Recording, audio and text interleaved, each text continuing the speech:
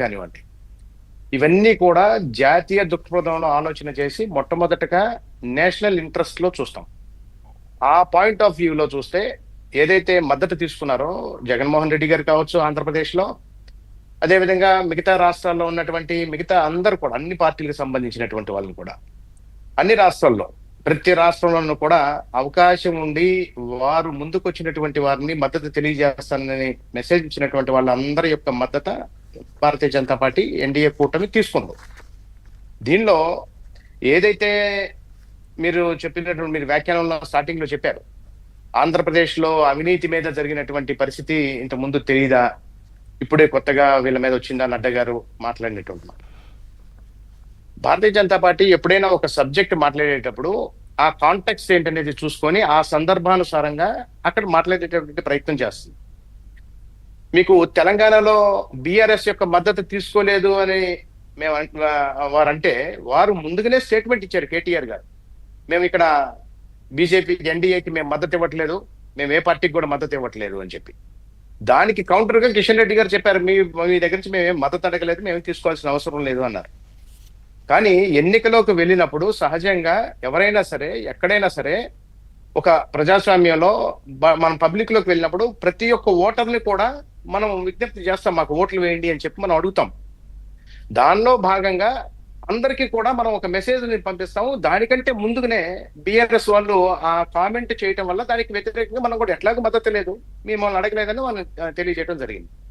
ఆంధ్రప్రదేశ్ లోకి వచ్చినట్లయితే మనం దీని గురించి మాట్లాడుకుంటా ఉన్నాం. కానీ 2019 కంటే ముందు, అంటే 2014 నుంచి 19 దాకా ఉన్నటువంటి ఎన్డీఏ కూటమి ప్రభుత్వం ఆ రోజు కూడా ఉంది. ఆ రోజు కూడా తెలుగుదేశంతో పాటుగా 2014 నుంచి చూసుకుంటారు, తెలుగుదేశంతో పాటుగా ఆ రోజు ఉన్నటువంటి పవన్ కళ్యాణ్ గారు బహిరంగంగా మద్దతు ఎప్పుడు తెలియజేస్తూనే ఉన్నారు. వారికి ఆ రోజున ఎన్నికల్లో పోటీ చేయలేదు, సీట్లు లేకపోయినప్పటికీ కూడా. అదేవిధంగా వైఎస్ఆర్ సిపి కూడా 2017లో జరిగినటువంటి ఎన్నికల్లో రామ్నాథ్ కోవింద్ గారికి మద్దతును తెలియజేశారు. ఆంధ్రప్రదేశ్ వరకు చూసుకున్నట్లయితే ఈ పార్టీలన్నీ కూడా కాంగ్రెస్ కి వ్యతిరేకంగా, రాష్ట్రాన్ని వెడగొట్టినటువంటి కాంగ్రెస్ కి వ్యతిరేకంగా అన్ని కూడా భారతీయ జనతా పార్టీకి మద్దతు మొదటి నుంచి కూడా తెలియజేస్తా ఉన్నాయి. ఎవరైతే మద్దతు ఇస్తున్నారో అర్హత కలిగినటువంటి ఓటరే కదా వేసేది. ఓటర్లందరూ కూడా అడగాల్సిన బాధ్యత బీజేపీ మీద ఉంది, ఎన్డీఏ కూటమి మీద ఉంది. కాబట్టి అది ఇచ్చినటువంటి మద్దతును కూడా ఆ రోజు తీసుకోవడం జరిగింది. 2017లో మాత్రమే కాదండి, అది ఫస్ట్ లో జరిగినటువంటి రామ్నాథ్ ముర్ము గారు. జయప్రకాష్ గారు, సో ఇప్పుడు ఈ ఉపరాష్ట్రపతి ఎన్నిక ఒక్కటి మాట్లాడదాం. గతంలో పక్కన పెడితే ఇప్పుడు ఇవాళ ఉన్న పరిస్థితి ఏంటంటే 151 సీట్ల నుంచి జగన్మోహన్ రెడ్డిని 11 సీట్లకు పరిమితం చేశారు కూటమి పార్టీలన్నీ కలిపి ప్రభుత్వంలోకి వచ్చాయి. అంతకుముందు 5 ఏళ్ళు మీరు విపరీతంగా జగన్మోహన్ రెడ్డి పార్టీ మీద, ఆయన అవినీతి మీద, ఆయన పార్టీ నాయకుల అరాచకాల మీద, మైనింగ్ మీద, మాఫియా మీద, గంజాయి మీద అనేక సందర్భాల్లో మాట్లాడారు, లేఖలు కూడా రాశారు.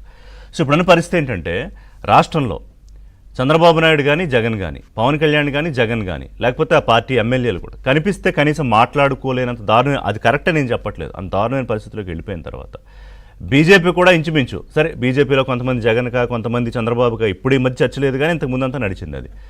ఈ ఉపరాష్ట్రపతి ఎన్నికకి రాష్ట్రంలో ఎటువంటి పరిస్థితి ఉన్నప్పుడు, కూటమి ఇన్ని మాటలు చెప్పి జగన్ మీద అధికారంలోకి వచ్చినప్పుడు, వాట్ ఇఫ్ జగన్మోహన్ రెడ్డి మద్దతు మీరు రాజ్నాథ్ సింగ్తో ఫోన్ చేయించి అడగకుండా, సరే మీరు అన్నట్టు పోని జగన్మోహన్ రెడ్డి ముందు మెసేజ్ పంపించాడు, అడగకుండా ఉంటే ఏంటి నష్టం మీకు? 425 మంది నెంబర్ మీకుంది కదా, జగన్ కలిస్తే ఆ 11 కలిస్తే 437, సరే ఎక్కువ ఓట్లు పడ్డాయనుకో, క్రాస్ ఓటింగ్ వచ్చి 453, 454, మీరు ఓడిపోరు కదా, మీకు నష్టం లేదు కదా. సో దట్ ఏంటంటే చంద్రబాబు నాయుడుకి, పవన్ కళ్యాణ్కి కూడా కొంత గౌరవం కాపాడినట్టు అవుతుంది కదా, ఎంబ్రేసింగ్ సిచ్యువేషన్ ఉంటుంది కదా. అంతర్గతంగా ఏం జరిగింది మీకు తెలుసు, నాకు తెలుసు, కానీ దాన్ని ఎందుకు ప్రొటెక్ట్ చేయలేకపోయారు? ఆ రెస్పెక్ట్ అంటున్నాను నేను.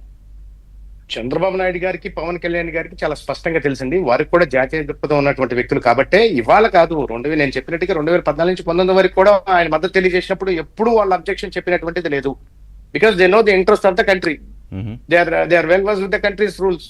కాబట్టి వాళ్ళు ఏమి ఎక్కడ కూడా ఎప్పుడు ఏ రోజు కూడా వ్యతిరేకంగా వాళ్ళు మాట్లాడేది, అగౌరవంగా కూడా వాళ్ళు భావించలేదు. ఇదే కాదండి, మనం 2019 నుంచి 24 దాకా ఉన్నటువంటి జగన్మోహన్ రెడ్డి గారి ప్రభుత్వంలో కూడా ఆ రోజు ఉన్నటువంటి రాష్ట్రపతి అభ్యర్థిగా ఉన్నటువంటి ముర్ము గారిని ప్రత్యేకమైన సమావేశం పెట్టుకొని మనం విజయవాడలో ఇప్పుడు ఉన్నటువంటి ముఖ్యమంత్రి గారు చంద్రబాబు నాయుడు గారిని కూడా ఇన్వైట్ చేసి వారి పార్టీకి సంబంధించిన ఎంపీలు, అప్పుడు ఆ రోజు ఉన్నటువంటి 3 ఎంపీలు అయినప్పటికీ కూడా వాళ్ళందరినీ ఇన్వైట్ చేసి ప్రత్యేకమైనటువంటి సమావేశం పెట్టుకొని వారందరితో కలిసి మద్దతు తీసుకున్నాం. ఇంకా ఓకే, సో అయితే ఓకే, ప్రత్యేకమైన ప్రేమ, ప్రత్యేకమైన ఆప్యాయత, అభిమానం అయితే జగన్మోహన్ రెడ్డి మీద బీజేపీకి, మోదీ గారికి లేవు. ఓకే, అది మీరు చెప్పదలుచుకుంది కదా. 2019 నుంచి 24 దాకా జరిగినటువంటి ఉప ఎన్నికల్లో కానివ్వండి, స్థానిక సంస్థల ఎన్నికల్లో కానివ్వండి, ఆ రోజు ఉన్నటువంటి అరాచక ప్రభుత్వం, అవినీతి ప్రభుత్వం ఆ రోజు స్థానిక సంస్థల్లో తెలుగుదేశం వాళ్ళ మీద, మిగతా పార్టీల మీద, బీజేపీ మీద కూడా దాడి చేస్తున్నా కూడా పోటీ చేసినటువంటి పార్టీ భారతీయ జనతా పార్టీ అండి. ఆ రోజున యుద్ధం చేసినటువంటి పార్టీ భారతీయ జనతా పార్టీ. ఆ రోజున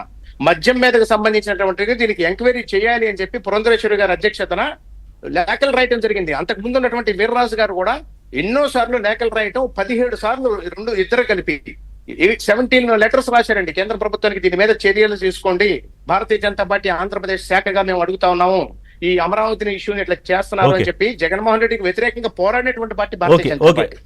ఒక నిమిషం. సో